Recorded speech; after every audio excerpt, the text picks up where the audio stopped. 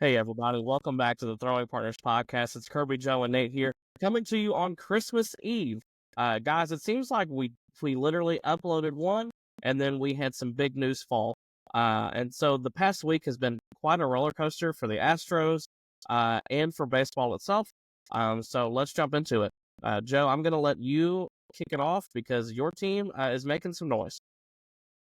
Drive into left. At the wall. It's gone. Tie game. Yeah, so the last time we talked, we recorded on Thursday, and then that following Friday, the Astros traded Kyle Tucker to the Chicago Cubs for a 3-player package that included Isaac Paredes, Hayden Wesnowski, and then Cam Smith, who is now our top-ranked prospect and who the trade was really centered around. Cam Smith is a third base shortstop prospect. He was taken, I believe, in the 2024 MLB draft as the 14th pick. He was the Chicago Cubs' first round draft pick, being that 14th pick. And he played baseball at Florida State University, where he absolutely mashed for them. And he is mashed in his short, but his short professional career already. And the Astros are looking to kind of, develop him to have him fill in, whenever they need him. So that trade was really centered around him. On the Astros side, for the Cubs, obviously they are now getting a perennial MVP candidate in Kyle Tucker, who's absolutely going to rake. He's going to continue to rake. But in that trade, the Astros also got Isaac Paredes and Hayden Wesnowski. Isaac will slot in at third base, as Dana Brown has already said.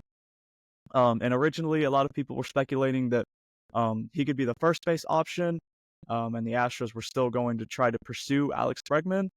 Well, that is no longer the case because, again, since the last time we recorded, the Astros signed Christian Walker to a 3-year, $20 million a year contract. So he'll be making $60 million for all 3 years of service.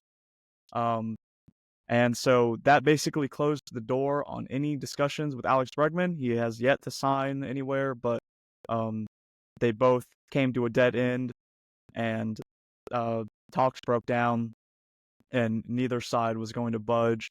I think that it's kind of a failure on both parties, both Scott Boras and the Astros, for not, pushing to get a deal with Bregman done. But it is what it is. The Astros felt like they had to pivot, and they pivoted to Christian Walker, who is somebody I had been wanting them to go get for the last 2 or 3 years at this point. So it's a great signing. It means the end of the Alex Bregman era for the Houston Astros. And it's been a really tough offseason, losing 2 guys that were really big staples in your lineup, homegrown talent.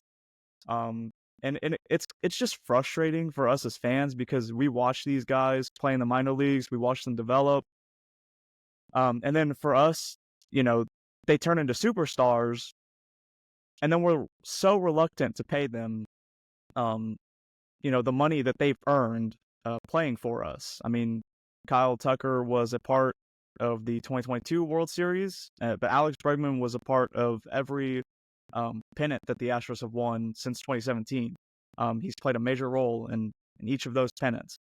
So he's earned a contract as a leader, as a player that has a slow pulse in the big moment, in the postseason. And, I think that that's probably something that the Astros are going to miss the most, is he always had a finger on the pulse in those big moments where, time after time he came through. And I put this out on X or Twitter, that I think that that's probably what the Astros are going to miss from him the most, is his clutch gene. I mean, he was made for those moments, and I don't know if the Astros have that guy anymore, outside of either Altuve or Yordan, because, Isaac Paredes doesn't have that much experience in the postseason. Christian Walker has some, but it's very limited. And then the rest of the Astros lineup, Yainer Diaz has struggled. Chas McCormick has had some moments. Jake Myers. Jeremy Pena had the 2022 postseason, but hasn't been that great since. It's all a big bag of what ifs. And now you're missing Kyle Tucker, who, while he didn't show up in the postseason more times than not, was still a staple in the lineup. So it's really frustrating to see the Astros place this arbitrary handcuffs on them that don't allow them to go pursue, their homegrown talent that they've developed over the years, who have earned these big contracts. It sucks. And it's just frustrating to watch as a fan, but I do think the Astros infield is in a much better position than they were last year because they do have a starting third baseman and a starting first baseman, and there is no question as to who either of those two will be. And hopefully, Isak Paredes can get off to a hot start, which will take a lot of pressure off of him and endear him to the fans because we're used to watching Alex Bregman struggle for the first month or two of the season. So if he can really get it going, I think he will endear himself greatly to the fans, and to the city. Hayden Wisnowski, another person that the Astros picked up in that Kyle Tucker trade. He profiles as a Phil Maton type. He spins the hell out of the ball. He can be that kind of bridge guy, but they're also looking to him maybe taking up a spot in the rotation. So it'll be interesting to see how they work with him over the offseason and in spring training and how they want to deploy him when it comes time during the regular season. So those are the moves that the Astros have made. Again, it's really frustrating. This video will be coming out after Christmas, so I just want to say on Sunday, before the Kyle Tucker trade was made, the Astros were hosting a holiday event where they were having sales at the team store. You could go to Minute Maid and take pictures with everybody on the field. And I just want to say I bought a Kyle Tucker and Alex Bregman jersey because those were specifically asked for as Christmas presents.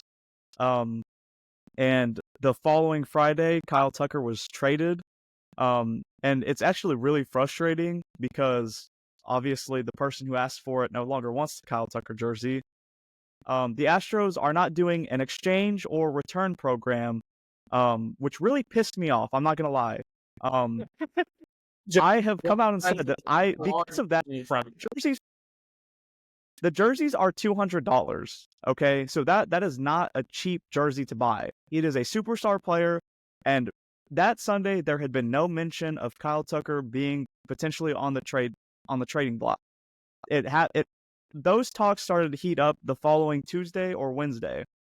So it's really frustrating that I bought something 5 days before Kyle Tucker was traded, and I cannot return it post-trade when there was no mention of that prior to me buying it. Now, if I had bought it on Thursday and he got traded on Friday, that's my fault.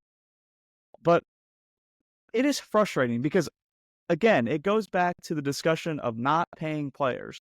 We, the fans, pay to go see these players. We buy their jerseys from the team store. We buy the concessions. We pay for parking. We do all of these things. And Jim Crane refuses to pay the homegrown talent that we have developed. I have said it out loud that I do not want to go to a game this year. I will still support the team, but I'm not going to pay for a product. I'm not going to go pay $200 to go watch a game when we're not going to pay the players that we grew up or we developed, to go see. We're just going to let them walk. I'm not going to do it. That is so frustrating. I paid for a $200 jersey. The least they could do is have an exchange program. I don't understand why that's so difficult. He wasn't on the trading block 5 days prior. He gets on the trading block and then he gets traded almost immediately. But he's a superstar player on your team. People were probably buying his jersey the day that he got traded. And they're just shit out of luck? Like, clearly, if they're not the most like up-to-date fan, then you're literally just telling them to go screw themselves. It's so frustrating. It's really disappointing too because I've seen other teams through other like sports organizations, the NFL or the NBA, where if a superstar player gets traded, and you recently bought their jersey, you can go exchange it for someone else's jersey.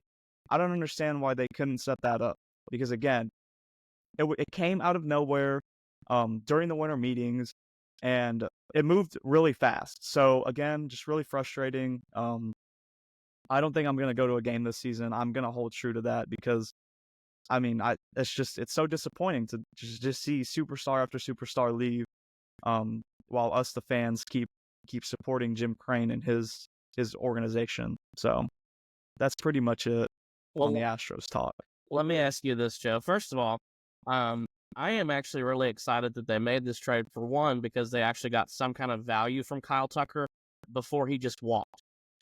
Isak Paredes is going to fill in very nicely at third.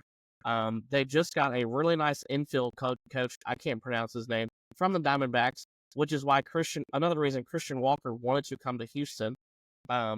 Also, I'm really excited about Christian Walker being in Houston. I looked at his stats from the last 3 years compared to Alex Bregman's, and they are strikingly similar. Walker has more home runs. His OBP is just under what Bregman's is, but like his OPS plus, they're within 2 points of each other over the last 3 years. Now, granted, Christian Walker plays first, Bregman plays third. Different players, but overall, very similar profiles overall. So I was actually really excited about that. And Christian Walker, he actually said he wanted to be here. He said he talked to his wife, and he and his wife decided that Houston was one of the destination places that they wanted to go. And I was like, hey, that's pretty cool in my opinion that he actually wants to be in Houston.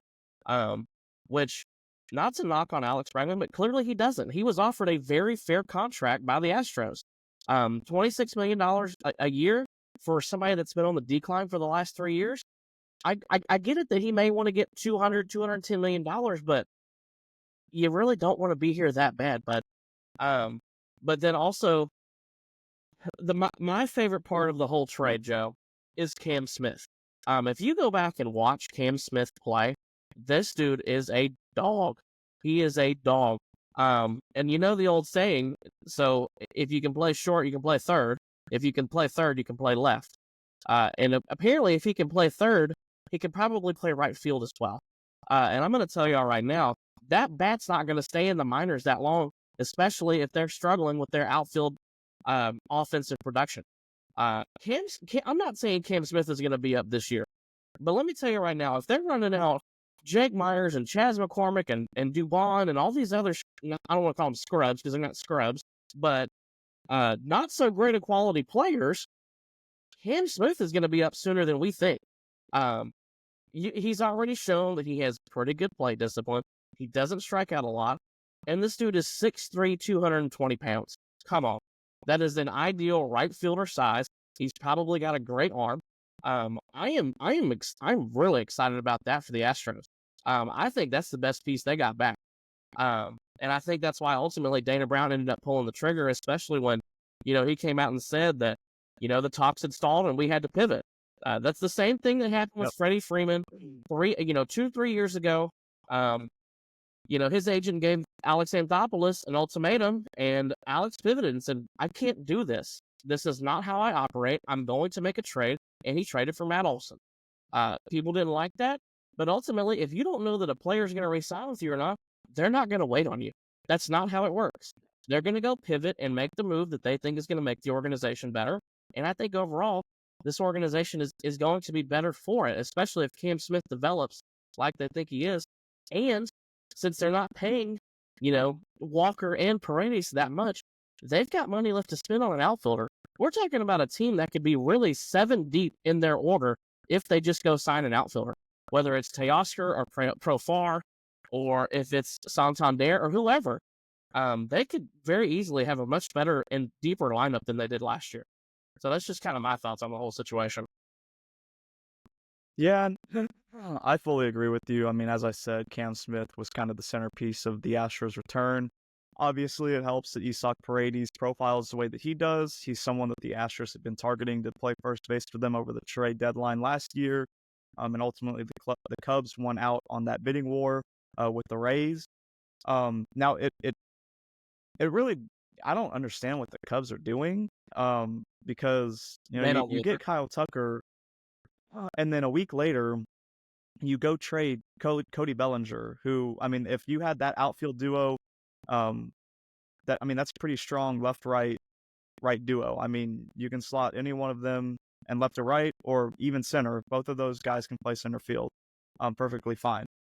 So I don't really understand why they would do that. I know that Cody Bellinger was probably making a little bit more money than what they would have liked, but you're not a mid-market team. You're the Chicago Cubs. You rake in like almost $1 billion every year. I don't understand why they're operating like they're a small market team. And for only 1 year of Kyle Tucker, who you have no guarantee of, extending or re-signing, that didn't make sense to me. So, like I said, I think that the trade overall is good, but it's just frustrating to keep seeing superstars walk out of Houston. It was good that we finally got value out of one of them, because we did just let Correa and Springer walk for free.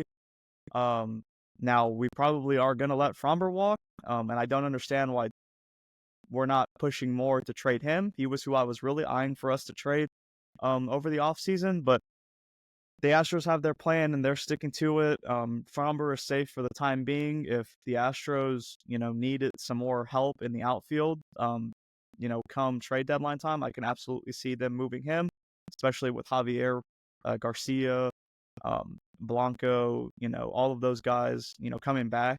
Hopefully Blanco, is able to reproduce the type of season he had this year, even improve upon it. Obviously Javier and Garcia returning from health. Knock on wood, hopefully McCullers is able to pitch this year. So the Astros, I think, have, and that's not even mentioning Hunter Brown and Spencer Arrighetti, who are absolute dogs. So the Astros have a plethora of starting pitching. If they really need to move Fromber, I think that they can, and I think that they can get some value out of him near the trade deadline if he remains healthy throughout the season. So I would really keep an eye on that.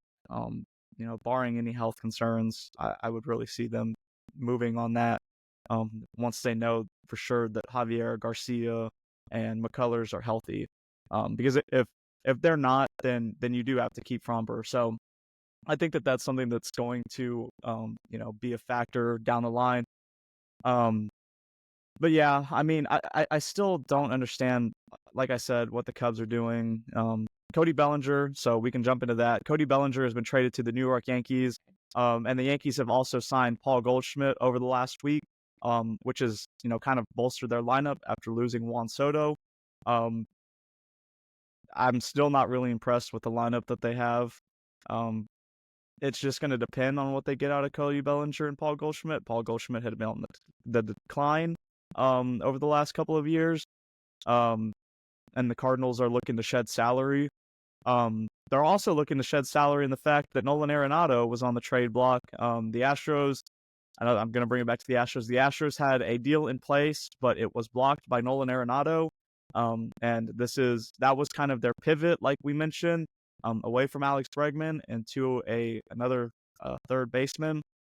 That also happened since the last time we talked, which was absolutely wild because I guess Nolan Arenado just hates winning, or he really just does not care about winning and wants to be in a city that he likes. Because I believe the Angels be in LA. Yeah, I mean the Angels are on his list of destinations that he will go to if traded, which I mean makes no sense. Why would you want to play for that organization? But it's whatever. I mean, we found our first base duo, and we're gonna roll with that. So yeah, there have been other signings and trades.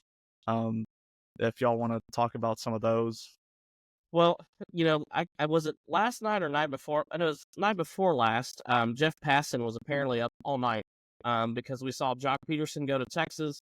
We saw Sean Manaea go back to the Mets, and we saw Walker Buehler go to the Red Sox. Which, man, I tell you what, if there's one team that I thought has had an excellent offseason, it's the Boston Red Sox. Between the Garrett Crochet trade, the Walker Buehler signing, which won at $21 million, everybody in the league should have been in on that. That is literally a risk-free signing because it's only 1 year. There's no player option. There's no mutual option. Every team in the league should have been in on that. I don't know how many teams were in on it, but I would have loved to have seen any of our teams do that because Walker Buehler proved in the postseason that he is back. He looked great. And we know that Yeah, he can pitch well in a big moment. yeah. What's interesting to me about that signing is the Dodgers did not offer the qualifying offer to him, which was the amount of money that he signed for. It was $21.5 million. And that is the deal. The qualifying offer is a 1-year, $21.5 million contract that any team can offer exiting free agents. And the Dodgers did not extend that to him, which means they also lost out on a potential draft pick, not extending that to him. So it doesn't, I mean, the Dodgers are willing to pay any and everybody, and the fact that they didn't even offer that for him, which I'm sure Walker would have loved to have stayed there, is absolutely mind-boggling to me. And like you said, I think every team should have been on that signing. I know that there are health concerns with him, but he was willing to take a 1-year deal. So what's 1 year at $21 million? I mean, Well, and the thing is too, it's like when this guy came up, he was lights out. He had great stuff. Now, granted, he's had some injuries, but Walker Buehler has great stuff. He's a Vandy boy. I mean, this guy, he absolutely is a dog on the mound. And he showed in the World Series that he can pitch at the highest level, and he always has at the highest level. He's always pitched pretty well. So shout out to the Red Sox, man. I'm going to say this right now. If the Red Sox make one more big signing, maybe because I know that they've been linked to Teoscar. If they go out and get Teoscar, or if they go out and get Bregman, or if they go out and do Santander or somebody like that, I might actually pick them to win that division. Because the Orioles have done absolutely nothing. The Yankees don't impress me. And the Blue Jays are going to suck. And then the Rays will be probably a 500 team. I might actually pick the Red Sox to win that division if they go out and make one more big move. Even if it's just another starter, I might actually pick them. I like what they've done this offseason between getting Buehler and Crochet and Aroldis Chapman. So I'll be really interested, and Patrick Sandoval. But I'll be really interested to see how they continue to progress this offseason for sure. Jock Peterson signed with the Rangers. That really bolsters their lineup. I'm sure he's going to DH a lot for them because he's really not meant to play in the outfield anymore. But he absolutely mashes against right-handed pitching. We all know his clubhouse presence is unreal. He's a great clubhouse guy. People love him. Teammates love him. Everywhere he's played, he has been that guy. He is a motivator. He is a dog, and he takes really great at bats. He can hit at the top of the order. He can hit in the middle of the order, the bottom of the order. It doesn't matter. Jock's going to hit wherever he's at. So that was a big move for them. And then, Sean Manaea going back to the Mets, that was almost a no-brainer. 3 at 75. It seems high, but in this market, it's average. And the Mets need those arms because right now you've got him and Peterson and Kodai Senga and not many more after that. So that was a good move for them. The thing is I know a lot of people in Braves country are worried about what the Mets are doing and what the Phillies are doing and, what the Nationals are doing. And I'm thinking to myself, like, people don't realize that all of these teams are doing these moves to try to catch Atlanta because Atlanta has so much talent locked up already. Now, the Braves obviously have a couple holes that they need to fill. We all know that. However, these other teams are trying to catch up to where they are with the depth of talent that they have. Now, granted, I would love to see the Braves go out and get a big starter. I'd love for them to go get an outfielder. Do they have to? Not necessarily. They've already got 5 or 6 really good bats in their order. They've got 4 good starters right now. They've got, 4 guys, 5 guys that they can plug into the bullpen that are really good. So they don't have to make these big moves. These other teams, like the Mets, like the Phillies, like all these other places, they have to make some bigger moves because they don't have the depth like Atlanta does. And that's just kind of the harsh reality. I mean, right now, the Braves are picked to win, I think, 94 games next year, and they haven't made a single move. Not a single move. So if they make one more move, that's probably going to bump them up to 97, 98 wins. I saw some stats the other day that were talking about the injuries just last year that they had, and it cost them anywhere from 6 to 15 wins. Well, if they would have had 6 more wins, they would have tied the Phillies with 95 and actually won the division because they won the season series. If they would have had 15 more wins, they would have clinched in mid-September like they've done the past couple of seasons. So, to me, it's one of those things. It's like if they're healthy, they're going to be just fine. Last year was it was just a disaster from literally the first game on, and if they're healthy, everything's going to be just fine. So I really don't have all the concerns like half of Braves country do. But anyway, what else do we want to talk about today?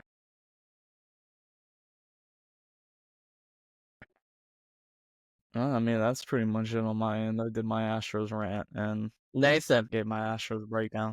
where's Alex Bregman going? Is he coming to play for AJ, or is he going to the Red Sox? Now, I've looked at it for the last couple of weeks, and I really don't know. It seems like everything's really quiet with them. They're keeping it under wraps. I don't think there's any leads on anybody coming out of the Tigers. And, I think I'm quietly accepting that. I'm ready to jump off a bridge. So, they're asleep at the wheel. Chris Illich is asleep at the wheel. I don't know. What's going on. We're going to have 24-year-olds at 9 positions next year and no veterans. So just riding on Tarek Skubal again. We're riding on vibes at this moment. I don't know if we're going to be making any moves at this rate. So, Right now, I know that the market is very high for a lot of the top name guys, but I'm interested to see, what is if some of these guys don't sign within the next 3 or 4 weeks, what does Santander's market look like? What does Teoscar's market look like? He's not even asking for a lot. He's asking for a 3 to 4 year deal at $20 to $22 million. 25 teams in the league need to be in on that. That is a steal for him, because he should be looking at for 25 at least. So I'm just interested to see what some of their markets look like over the next 3 to 4 weeks, because we're really only about 7 weeks away, if that, from pitchers and catchers reporting to spring training. Which it sounds like a long time, but the new year is next week. So we're really, it's really coming down to crunch time. Corbin Burns still doesn't have a home. And then you've got some veterans that still don't have homes. Justin Verlander, I don't know if his phone's even ringing this offseason. Charlie Morton is still out there. Nick Pivetta. There's several guys that can be really impact players, but none of them have homes yet. Which drives me absolutely nuts sometimes, because I want to see guys get signed before spring training so they can have a real spring training. But I don't know. It's going to be a very interesting rest of the offseason, because there's some big names out there that have no home. So, yeah, I think it's interesting. I think this Jock Peterson signing is going to say a lot about the market for Santander and Teoscar. 2 years, $37 million. That's not really nothing. And I would say, debatably, he had a better season than both of those guys. absolutely. Like overall. So, where does that gauge them at? I mean, Teoscar's same age as Jock. I don't know. I don't know what you guys are holding out on at this point. It looks like you're not going to get whatever you're looking for, because Jock just settled down and took that. So I would assume all the other contracts are going to start coming out probably around what he's getting per year, maybe a little bit more. But it's a failure by their agents. I don't know if it's Scott Boras. That'd be terrible. But that's a failure on their end, because they waited too long. And now somebody similar caliber in the field and batting, it just signed for cheap. But I think that just ruined their market. I think you make a great point, because everybody in the baseball world knows that Anthony Santander probably has 1 year, maybe 2 years left in the field, and that's it. And then he is going to be a permanent DH, which is why a lot of people in Braves country were interested in him, because he can play left field just this last year. And then when Marcell Ozuna's gone, he can slide right into that role and hit 30 to 40 homers. I don't personally care for Santander, because he's kind of one-dimensional at this point. He can fill the spot out there left, but it would be a nice bat to have. I'd rather have Teoscar personally. I'm not interested in Profar. Profar to me is a 1 year wonder. This guy should have been this good 10 years ago. That's what he was. Yeah. That's what everybody hyped him up to be. But I don't know. I think it's interesting. I think you make some great points, Nathan, because, Jock essentially got, what is 37 divided by 2? Is that 18 and a half? So you figure 18 and a half for a very comparable player to Anthony Santander. I know that Santander was seeking like 100 to 110 million. He's not going to get that. If Jock only got 18 and a half and he had, in my opinion, a better season, and it actually shows in terms of OPS plus, OBP, B-WAR, whatever you want to look at. Santander may have to settle for something like 4 at 75. That may be all he did. If he played solid defense, he would get that 100 to 110 million. He'd get the JD Martinez muscle treatment. But but I mean, I'm thinking right now he may get like 4 and 80 tops. There's no way that somebody's gonna pay 5 and 100 for him if they've got a brain. He might get like 5 at 95, but that's pushing it. I don't know. It's gonna be really interesting to see what he gets too. Well, like you said, he's one dimensional. I don't think anybody's gonna want to hook him on for even that long. Right. 2-3 years max, maybe. Yeah, exactly. Well, not to mention too, it's the Dansby Swanson effect too, because Dansby Swanson was a mediocre hitter, and then in his walk year, he has a fantastic season of like a 5.5 4 year. That's what happened with Santander. He hits 44 home runs in his walk year. That's not the mean for him. That's not his average. His average is like 30 to 35. So you figure, really and truly, he's probably more of a 30 to 35 homer guy instead of a 44 homer guy. Now, if you knew over the next 4 years that he was going to hit 40 plus for you, he's getting 120 million. But not if you look at the average. The average, he's probably going to hit you 30 homers, which is great. But when you've only got, a 790 OPS and a 115, 120 OPS plus, that's not really that appeasable to people, especially if they need an outfielder, not just a DH. So I think you make some great points with the Jock comp there, Nathan. I think you're on to something about his market.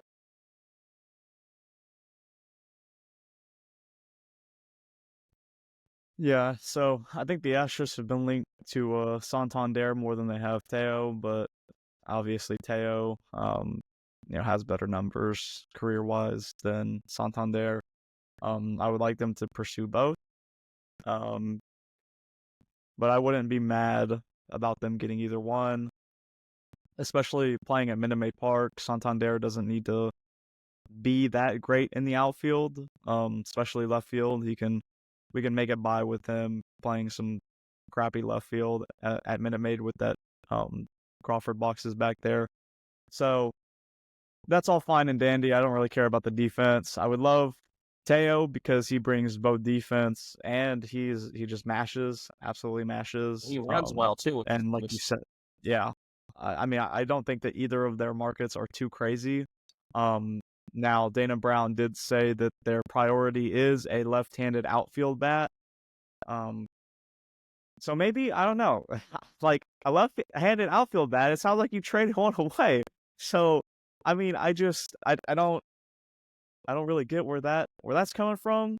I mean, I know you probably want another lefty out there in the lineup, but you had one and you traded him. So, yeah, I mean, Santander is a switch hitter, right? So, I mean, there you go. I think. Sorry. No, go ahead. That's perfect. He's a switch hitter. He can. I mean, he's never going to have the wrong side position. Yeah. Yeah. So he switch hits. And I think that's probably what he was alluding to when he mentioned that. So I wouldn't be surprised to see him sign with the Astros sometime in the near future, unless he gets another competitive offer from somewhere else and he just really wants to be there. Now I will say the Astros do have a lot of money coming off the books here after the 2025 season. If they still needed an outfielder to fill that hole, I know that there's one left-handed bat that's going to be on the market. I mean, what do we think? Kyle Tucker to the Astros 2026. I don't think he signs an extension with the Cubs. I think he takes it to free agency. Last spring training, he's going to free agency. Yeah, and the Astros have a lot of money coming. They have the Montero deal coming off the books. They have the Jose Abreu deal coming off the books. They have Zach Greinke's contract coming off the books. They have Ryan Presley's contract coming off the books, whether they trade him or his contract just expires. So they're gonna have some wiggle room in the 2026 offseason. And with the signing or with the trade of Kyle Tucker, you get I believe Isak Paredes has 3 years of control left, or 2 years. Christian Walker has 3 years of control. Jose Altuve is locked in. Jordan is locked in. Diaz is locked in. Go get Kyle Tucker back. Again, these are imaginary constraints that you're putting on yourselves. You are finally going to have a pretty decent roster without having a larger or inflated payroll. Go get Kyle Tucker. There's no reason why you shouldn't be in the running for Kyle Tucker again in 2026. If he just doesn't want to be here, then fine. Like, I can understand that, but you should be able to bid to where he wants to be here. You know what I'm saying? Like, that shouldn't be a factor. So I agree. He's familiar. Yep. Knows the organization. We have the core set now for the next 3 years at least. And there's no reason why you can always use a Kyle Tucker on your team. There would be no excuse to not pursue him. I totally agree, Joe. I mean, can you imagine if they actually were to go out and were able to sign him in free agency? Even if it's 12 years at $450, I mean, who knows what he's going to sign for? Can you imagine if they had Paredes, Pena, Altuve, Walker, Diaz, Jordan at DH, Cam Smith in left, and Kyle Tucker in right? That's an 8-deep lineup, 7-deep lineup. And you've got Jeremy Pena hitting dead last as a second leadoff. That is a very solid lineup. Now, do we think that this logically happens? Probably not. But at the same time, it's really fun to think about because, I mean, like we talked about with Cam Smith, that guy will be up soon. It's not going to take him that long to get up here. So it'll be interesting to see, and it'll be interesting to see who actually will be in the market for Kyle Tucker. You know, is it going to be a Mets, Red Sox, Yankees battle like they just had with Juan Soto? Because two of them missed out on Soto. 3 of them, if you want to include the Blue Jays. Not really sure. But I mean, we could talk about this part all day. Yeah. So I mean, I don't think it's logically going to happen, but I'm just saying there's no reason why it shouldn't be a possibility. Definitely. Gentlemen, if y'all don't have anything else that you want to talk about, I do want to talk real quick about Ricky Henderson. Ricky Henderson, Hall of Famer, passed away this week. And for those of you young bucks who don't know much about Ricky, I went and just looked at his baseball reference page, and let me tell you, there is a lot of bold black ink there. First of all, Ricky Henderson had 4 seasons with a B WAR over 8.7. 8 is the gold standard for an MVP year. Now, granted, Ricky only won one MVP. He could have won 4 easily. He's obviously the all-time leader in stolen bases and runs. He had 1,406 stolen bases and almost 2,300 runs. He had 13 seasons over 100 runs. 100 runs is like the gold standard for having a great year. 7 times in his career, he stole over 70 bases, which is, that's an unreal number for us to think about, considering we just saw Ronald Acuna steal 70, and we thought that was pretty darn amazing. Well, Ricky Henderson did that 7 times, topping out at 130. 7 times he had more than 100 walks in a season. Once again, 100 walks in a season is like the gold standard for having an incredible offensive year. 12 times he had more than 90 walks in a season, which is still elite numbers. He also had a career OBP of 401, which for a guy that is a leadoff hitter, that is everything you want in a leadoff hitter. And then the last thing that I found the most interesting about Ricky Henderson is this. He had 3 seasons where he had 100 or more runs, 100 or more stolen bases, and 100 or more walks. In my opinion, all 3 of those right there should have been MVP years because he got on base and he scored runs, which is what it's all about. when it comes to an offensive performer. So I just wanted to give that little memorial to Ricky Henderson, greatest leadoff hitter of all time. And I listening to some of the guys, some other Hall of Famers, and just other people in the sports and baseball world talk about Ricky Henderson is that he was everything that you could have imagined in a hero and just a fantastic human overall. So rest in peace, Ricky Henderson. Joe and Nate, do y'all have anything on that? Or Yeah, I just want to say the baseball world has lost 3 legends this year: Fernando Valenzuela and Ricky Henderson, both looking down on us, and then Pete Rose looking up at us. It's been tough for the game, you know. Yeah, definitely. God, Joe. Oh man. Okay, with that right there, I think we need to close the show. So thank you everybody for the support. It's been a really fun podcast. I hope that you guys have a very Merry Christmas with your friends and family. Thank you for the support. If you have not already, please go like, share, and subscribe to our YouTube channel. Every so often I go on there and look at our views, and our views keep ticking up, and so do our subscribers. So thank you for that. And then also too, if you need something to listen to instead of your uncle talk about politics tomorrow, we're on Apple Podcast. So feel free to leave us a 5-star review. And just thank you for the support, everyone. We really appreciate it. It's been a fun time, and this has been a great podcast. So have a great day.